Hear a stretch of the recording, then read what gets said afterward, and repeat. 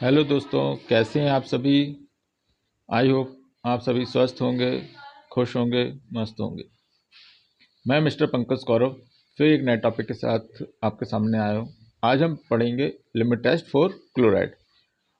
Chloride का limit test कैसे लगाते हैं। चलो नेक्स्ट स्लाइड हम स्टार्ट करते हैं। लिमिट टेस्ट फॉर क्लोराइड में सबसे पहले हम देखेंगे लिमिट टेस्ट जो हम क्लोराइड के लगा रहे हैं, तो एक्चुअली लिमिट टेस्ट होता क्या है। तो हम देखते हैं limit test is defined as quantitative और सेमी क्वांटिटेटिव टेस्ट।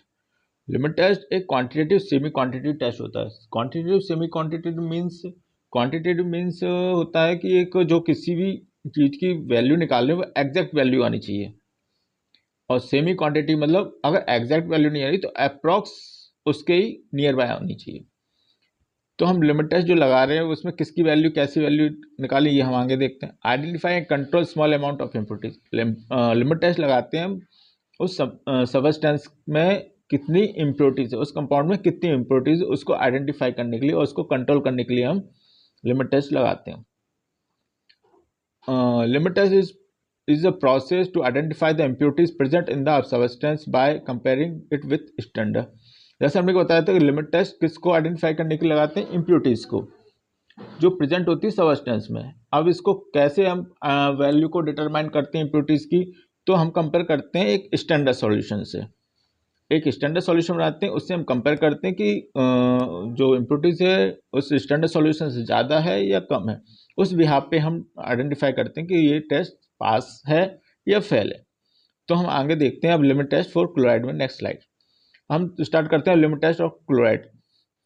तो इसमें प्रिंसिपल देखते हैं। Based on A reaction of soluble chloride with silver nitrate in the presence of dilute HNO3 silver night to form silver chloride which appear as turbidity।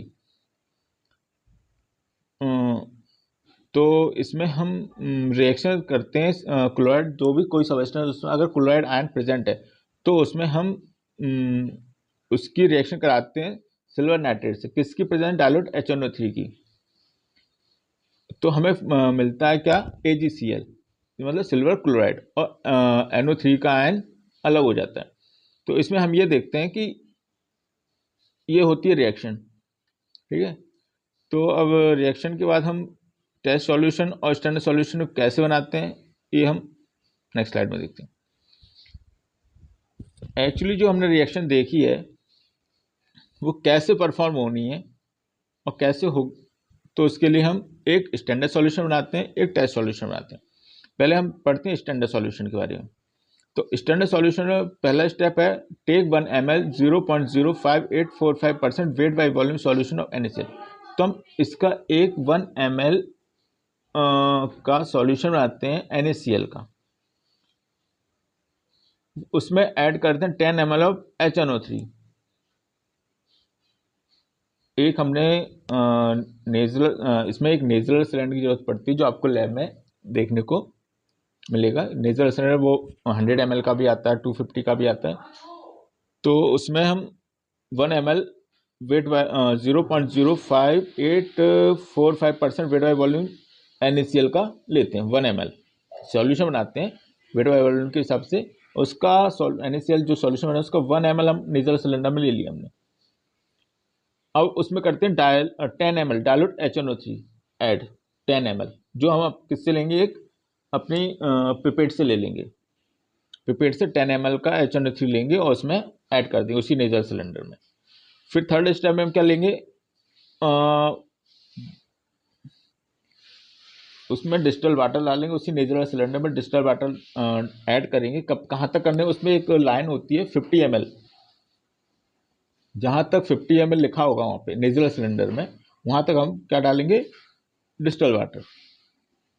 जब वो volume makeup हो जाएगा distal water से 50 ml तक, उसके बाद हम क्या डालेंगे, 1 ml silver nitrate solution. Silver nitrate solution AgNO3, presence किसकी हो गई, HNO3 की, और इसमें क्लोराइड आयन का हमने ले लिया। NaCl है तो क्लोराइड आयन प्रेजेंस हो गया। इसमें उनकी डाइल्यूट HNO3 की प्रेजेंस में हम करा रहे थे।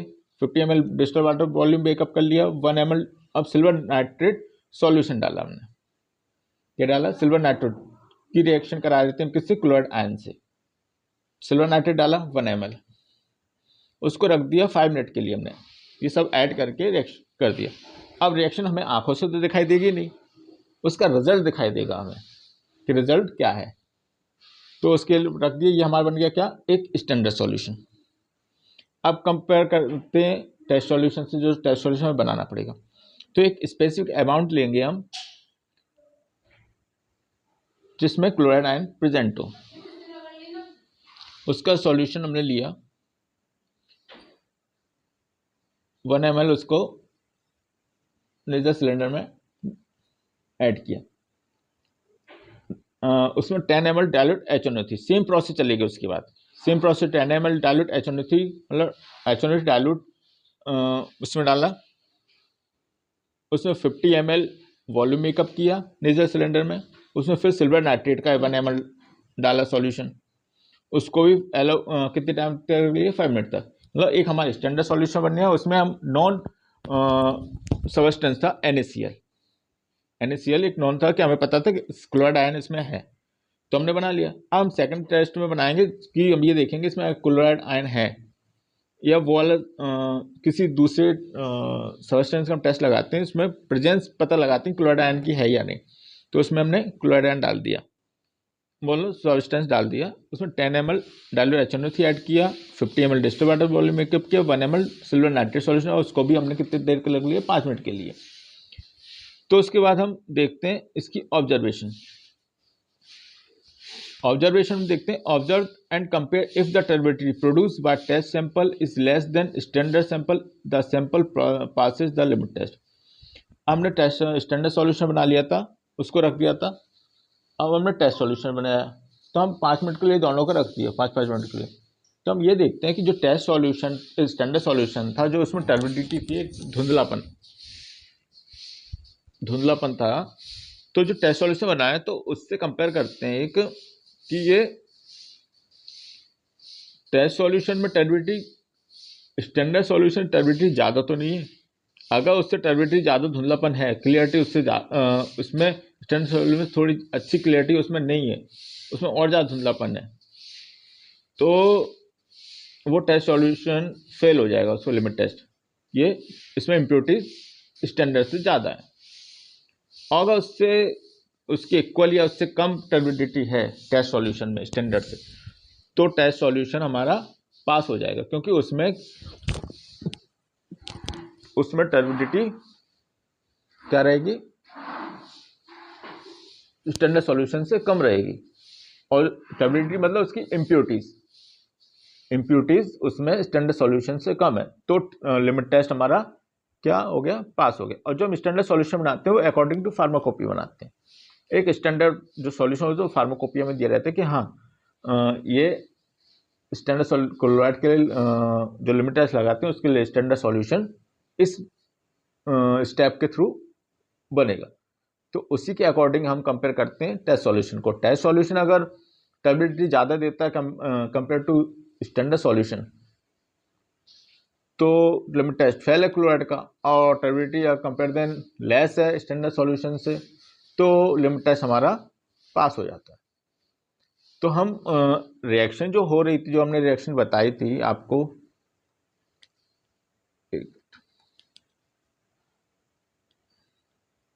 जो रिएक्शन हमने बताई थी यहाँ पे, ये रिएक्शन एक्चुअली वो रिएक्शन उसमें सारे जब केमिकल ऐड होते हैं वो सारी रिएक्शन उसी में हो रही होती है, हमें आंखों से दिखाई नहीं देगी, लेकिन हाँ हमें उसका रिजल्ट दिखाई देगा आंखों से, उसकी इम्प्योरिटीज दिखाई देगी आंखों से।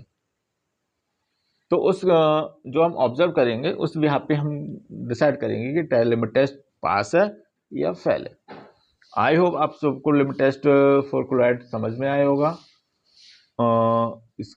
अगर कोई क्वेश्चन या क्वेरीज है तो प्लीज़ कमेंट सेक्शन में आप जाके पूछिए, हम उसका आपको सॉल्यूशन देंगे। और इसी के साथ आज का लिमिट टेस्ट फॉर क्लोराइड का टॉपिक यहीं पे समाप्त होता है। धन्यवाद।